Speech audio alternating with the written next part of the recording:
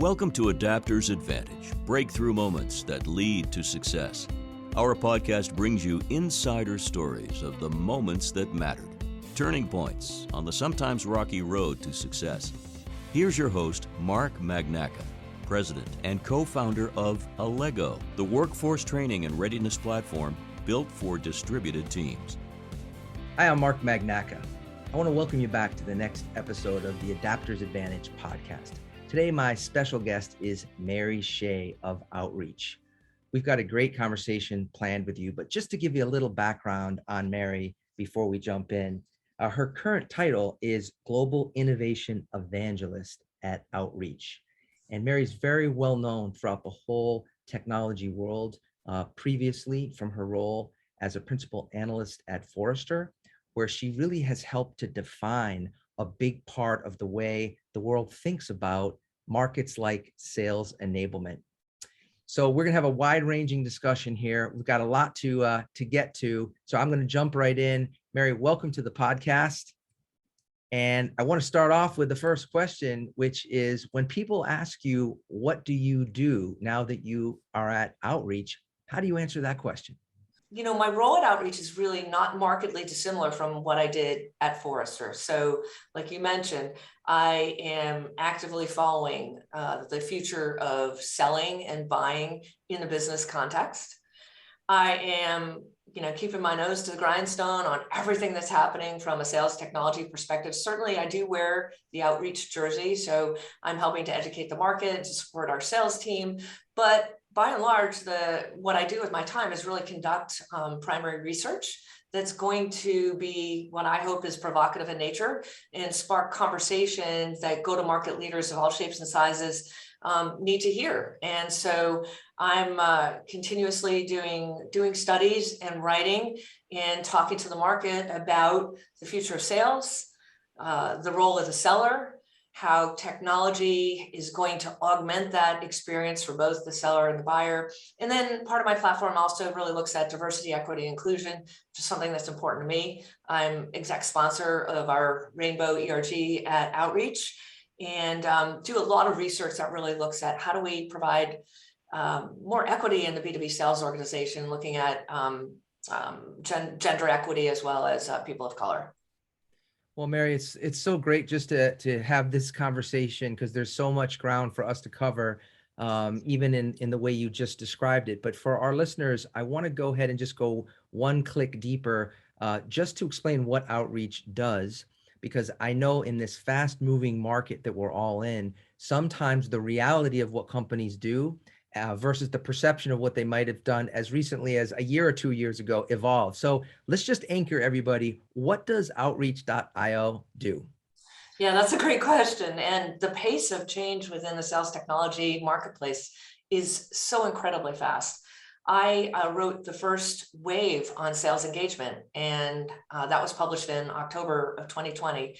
And I really kind of defined the category. So Outreach at that time was a sales engagement company. And what our technology did was help sellers of all shapes and sizes manage their omni-channel interactions across the entire revenue cycle. Now, there is a real bias when people think of sales engagement. They're always thinking of high velocity front of the cycle reps. But the reality is, today, we're all inside reps, right? And as we move forward, I think we're going to find ourselves in a hyper-hybrid environment. You've got massive demographic shifts. Millennials are more than half the global workforce. Those folks are very comfortable using technology for efficiency and feel like what we're doing today, we're having an authentic connection, right? I mean, I could come down to Boston and we could do this in person, but this is a lot more efficient and I don't feel any less connected to you as a person and professional. So that really is what we did, back in October 2020, and now we are expanding the way we're thinking about the category, and we've expanded to call the category engagement and intelligence. So if you think about the sales technology landscape, you've got RevOps, Rev Intelligence, and sales engagement.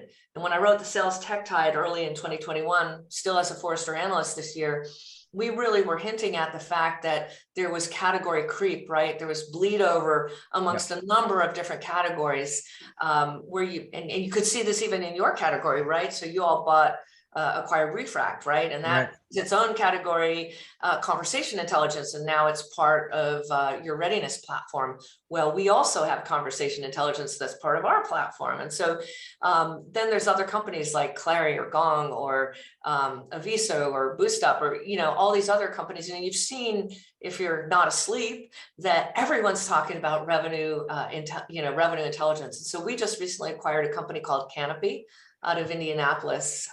And now that company will be embedded into our platform, and our platform is so much bigger and more robust than just sort of helping SDRs manage their outbound, that we are really helping all types of members of the revenue team manage their omni-channel cadences.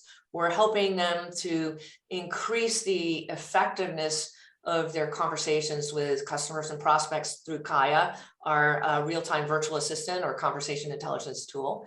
We're helping provide sentiment analysis. So you have an engagement with a customer or prospect over email. It's not enough just to look at open rates. You need to understand, are they open to continuing the conversation to better understand if there's real opportunity there? And then we have a mutual action plan that sits on a collaboration hub within our platform that helps buying groups and selling groups collaborate.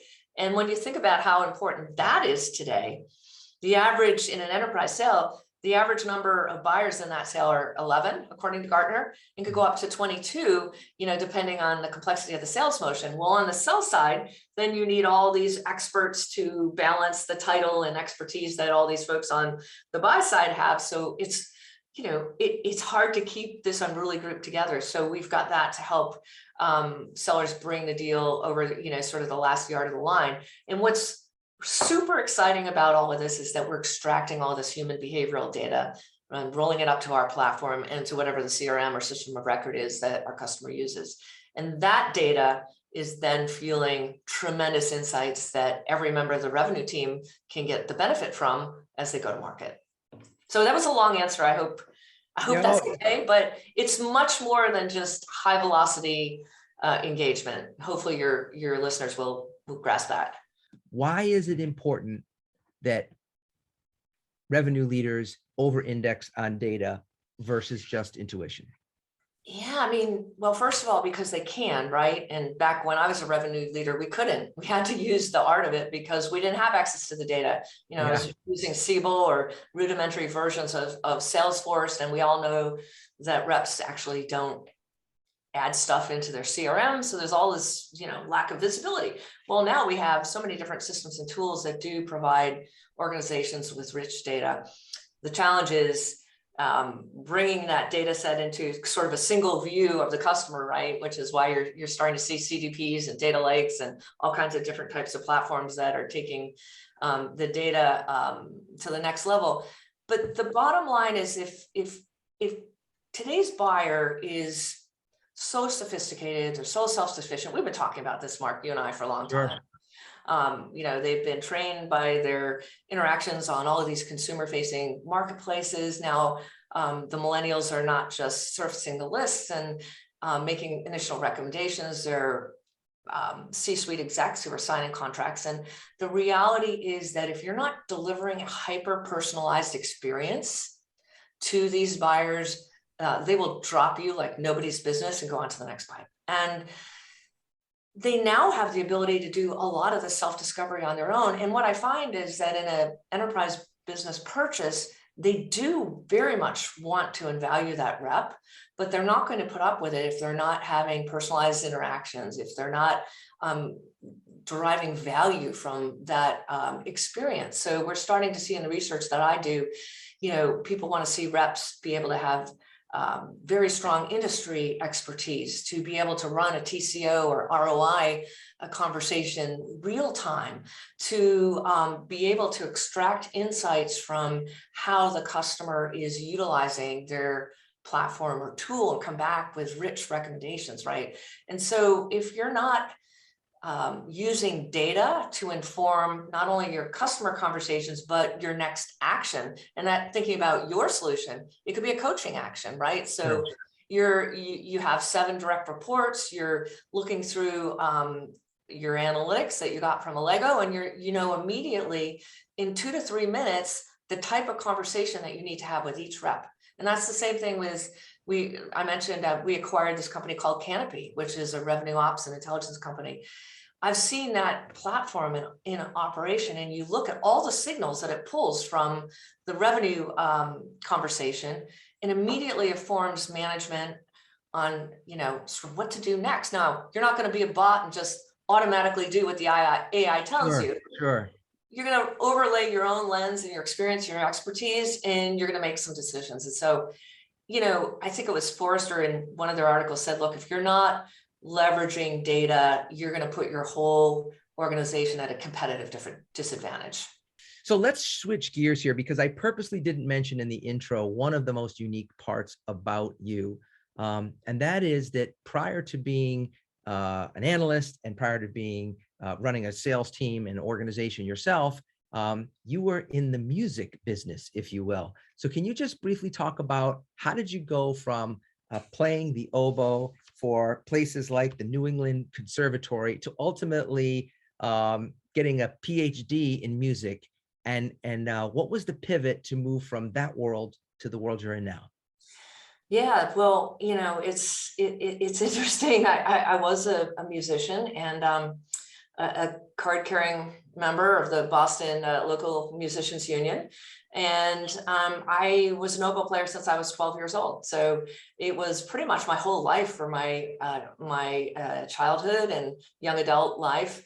I loved music, and I played in the Greater Boston Youth Symphony Orchestra. And as you mentioned, I was getting my graduate degree at New England Conservatory, and I had the opportunity to play under your co-author, Ben Zander. So I was so happy to see him pop up on my radar again. He's an absolutely brilliant musician and a wonderful person. So, it's a massive pivot, but when you dig around a little bit in the technology world and even in the business world, you find a lot of people who have PhDs, or certainly there's some good analogs, I think, between the way you think as a musician and math and science and technology. And so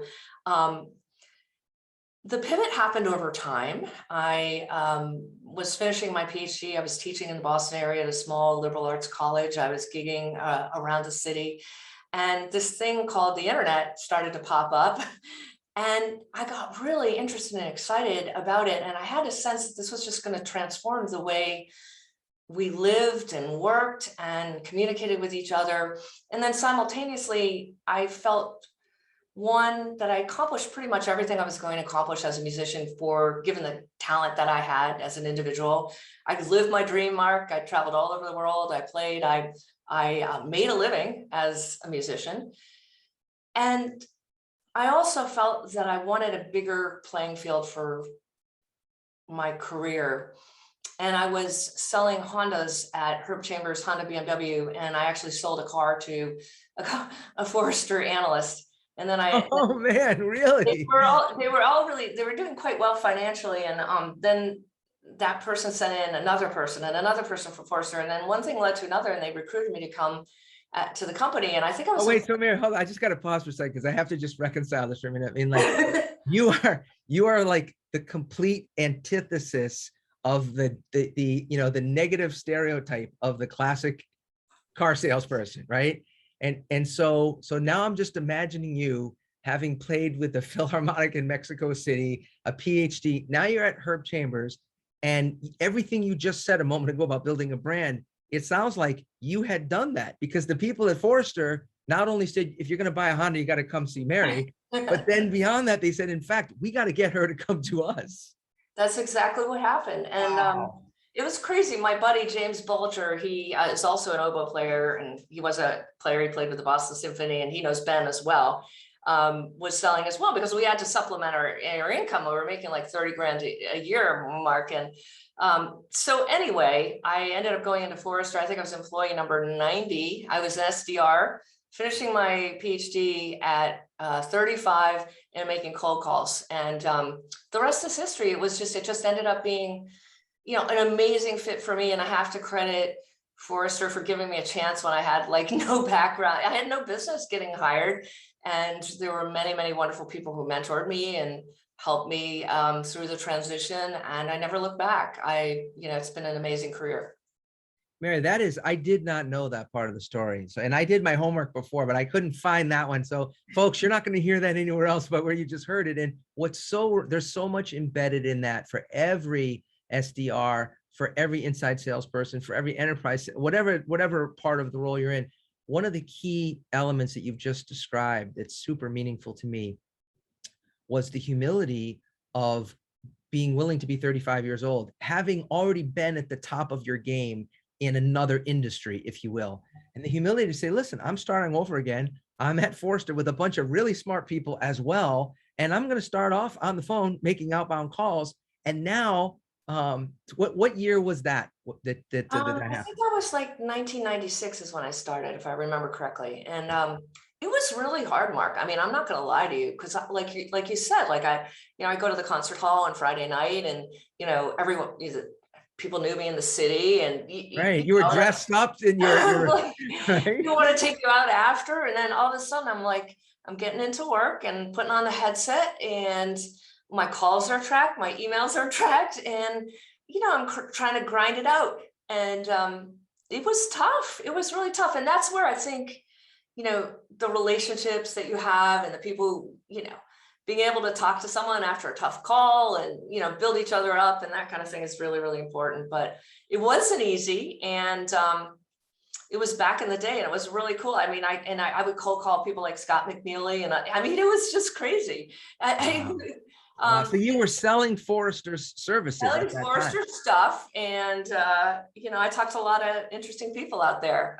Eventually, I got through to them. Not usually on the first try. So let me pivot to just a couple more questions.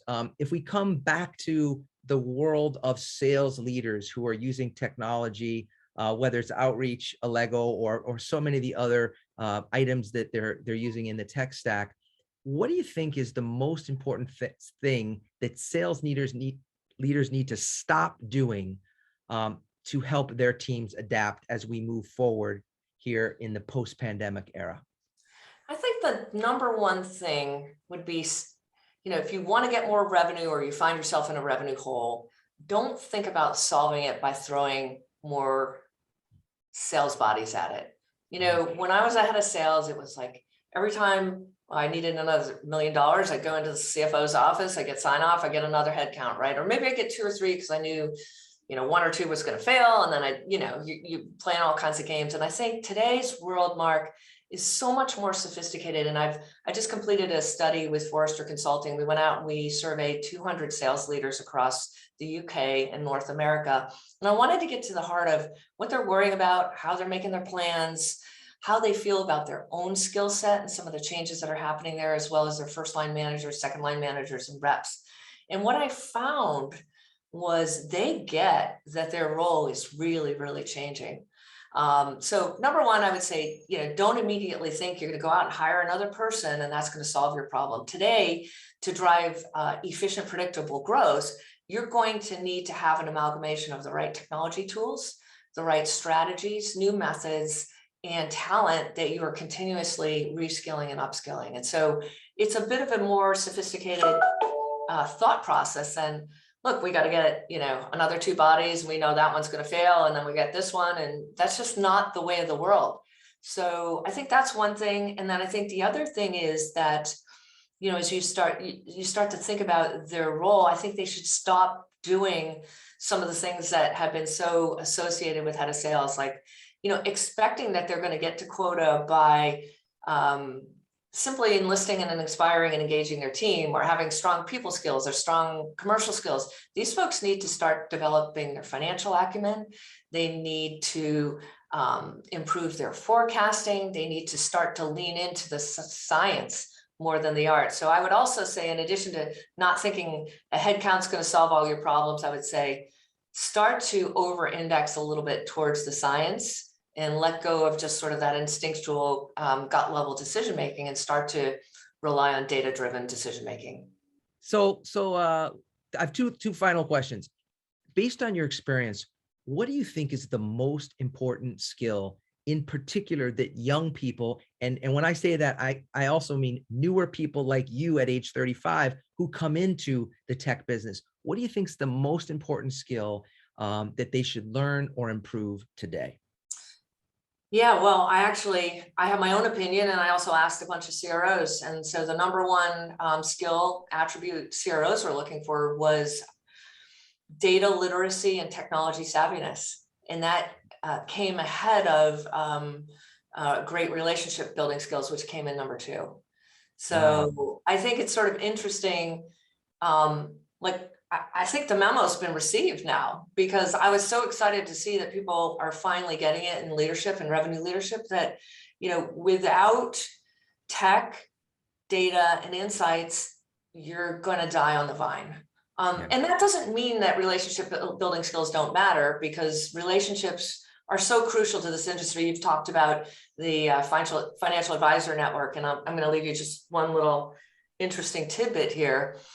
My financial advisors, I've had them for, I guess, 20 plus years. And do you know how I found them? A referral? I sold them, two of them, Hondas. Oh my gosh. Man, that's And so then awesome. they turned around and got me as their client. And again, like, I was not making a lot of money at the time, but they had the foresight, they were building their business. They were young folks. One was out of Yale, another, I don't remember where he came from. He got his car stolen, then he came back and bought another one. So I sold them 3 cars. And I'm not going to let you know what I have under management, but I'm going to say it all worked out really well for I all. bet it worked out for everybody. So, Mary, that's a great. I'm like saying, it's all, this data and tech, it is so important, and you can't survive without it. But I just want to amplify the relationship piece, because it's been so important in my professional career, and I don't think that changes. What do you think in the diversity, equity, inclusion work that you've been doing? What do you think is the most important thing we can do to make young women in particular know that they're welcome and they're valued in this space? Well, first of all, thank you for asking the question, and bringing up topics like this in the platform that you have is a really great way to continue to foster more equity within the B2B sales organization. There's a number of different things, and I wrote a really deep paper for the Journal of Selling, published by University of Northern Illinois, if anyone's interested. And I wrote the paper with 10 to 12 other Forrester analysts, and people were just very passionate about the topic. So it was a state of gender diversity in B2B sales. There's a lot of different things. I mean, I think the thing is number one, it kind of starts with setting the tone at the top, right? So making it known that we want to have a sales force that's reflective of our customer base and society at large, and hearing that from the C-suite is really important.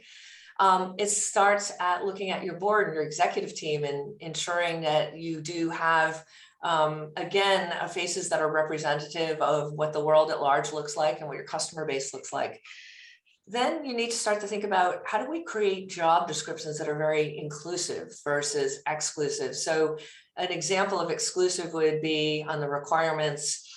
We require 10 years of SaaS sale. Okay, well, that pretty much, limits.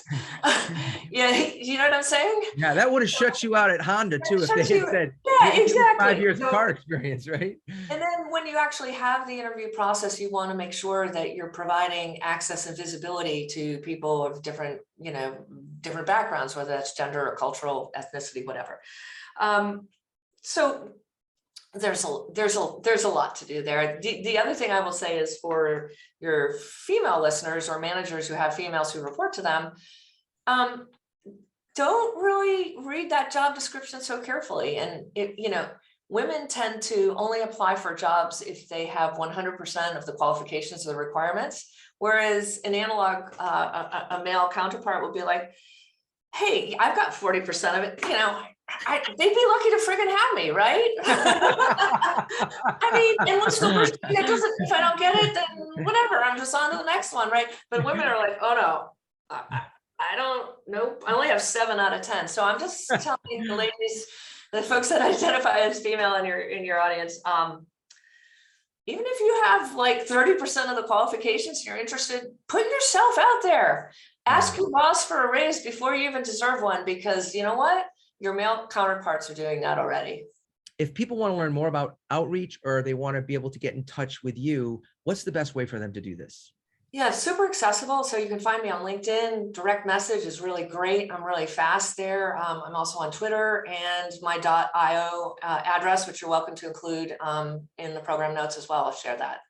Perfect. Well, Mary, I just want you to know I'm so glad to know that you were willing to adapt in the context of your having kind of reached the pinnacle in the musical world.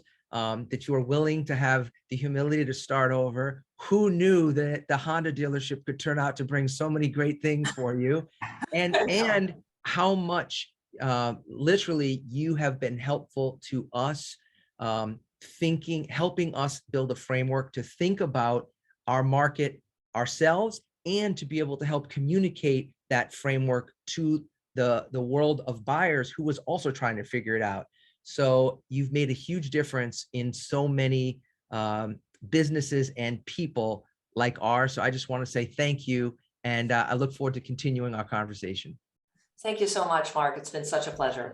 Thanks for joining us this week on Adapters Advantage, available on all major podcast platforms.